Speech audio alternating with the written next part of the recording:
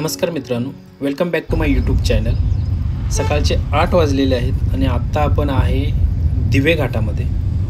आज आपण चाललेलो आहोत शिखर शिंगणापूरला, जे की सातारा जिल्ह्यामधील एक सुप्रसिद्ध असे पवित्र ठिकाण आहे।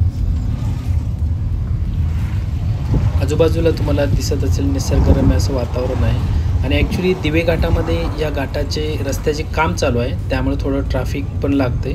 तुम्ही साईडला बघू शकता, पूर्ण रस्त्याचे काम चालू आहे। 1 वर्षानंतर तुम्हाला इथं दुपदरी पण रस्ते बघायला भेटतील आणि ट्रॅफिकचा इश्यू सॉल्व्ह होऊन जाईल। दिवे घाट पार करून आता आपण हायवेला आलेलो आहे। हायवे मस्त आहे एकदम, गाडी चालवायला तुम्हाला मस्त वाटेल। एकदम खतरनाक रोड आहे। शिखर शिंगणापूर हे जवळपास 150 किलोमीटर आहे पुण्यापासून आणि पुण्यावरून तुम्ही स्वतःची कार असेल तर कार नेऊ शकता, बाईक नेऊ शकता आणि बसेस पण अवेलेबल आहेत। तुम्हाला पुण्यावरून शिखर शिंगणापूरला यायला जवळपास 3 ते 4 तासाचा प्रवास करावा लागतो।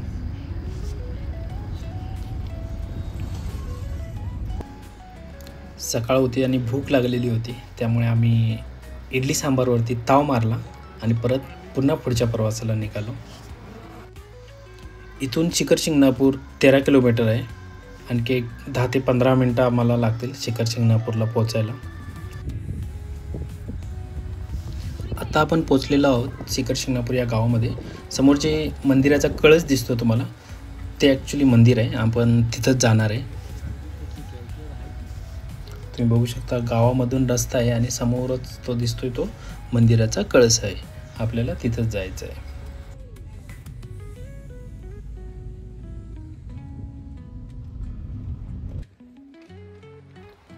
आम्ही शिखर शिंगणापूरमध्ये पोहोचलेलो आहोत। तुम्ही समोर पाहता ते श्री अमृतेश्वराचे मंदिर आहे। हे मंदिर मुख्यतः शिवभक्तांसाठी खूप पवित्र मानले जाते। स्थानिक लोकांच्या मते येथे येणाऱ्या भक्तांचे सर्व दुःख निघून जातात आणि मनोकामना पूर्ण होतात।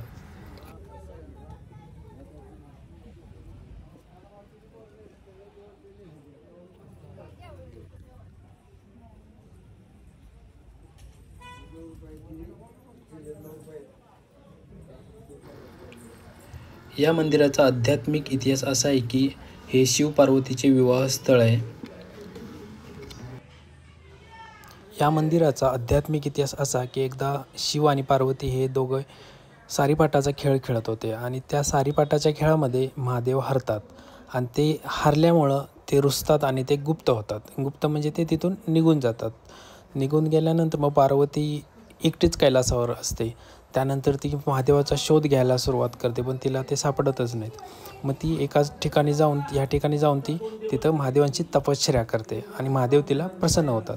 आणि परत मग महादेवाला पार्वती बोलते की मी तुमच्याशी लग्न करणार आहे, पण ते महादेव तयार नसतात लग्न करायला आणि ते तिथं आपल्या जटा आपटतात की मी लग्नाला तयार नाही। त्या जटांचे जे निशाण आहेत ते पण आता तुम्हाला तिथे शिखर शिंगणापूरमध्ये पाहायला मिळतात।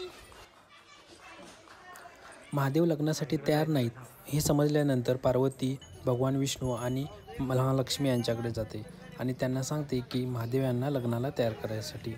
त्यानंतर भगवान विष्णू आणि लक्ष्मी हे महादेवापाशी येतात आणि त्यांना लग्नासाठी तयार करतात आणि लग्नासाठी तयार झाल्यानंतर या ठिकाणी महादेव आणि पार्वती यांचे लग्न होते। तुम्ही या मंदिराची कलाकृती बघू शकता। खूप छान असे मंदिर बांधलेले आहे। पूर्वी सिंगन नावाचा राजा होता, त्यांनी हे मंदिर बांधले आणि शिखर शिंगणापूर हे नाव या त्या सिंगन राजावरूनच या गावाला शिखर शिंगणापूर असे नाव देण्यात आले आहे। या मंदिरामध्ये 2 शिवलिंग आहेत। त्यामधील एक शिवलिंग हे महादेव आणि माता पार्वती यांचे मानले जाते आणि दुसरे शिवलिंग हे भगवान विष्णू आणि माता लक्ष्मी यांचे मानले जाते। आम्ही जेव्हा मंदिरामध्ये पोहोचलो तेव्हा दुपारचे जवळपास 1 वाजले होते आणि त्यावेळी मंदिराची आरती चालू होती, त्यामुळे आम्हाला बाहेरच रांगेमध्ये उभे राहावे लागले होते आणि आरती झाल्यानंतर मग आम्ही आत जाऊन महादेवांचे दर्शन घेतले।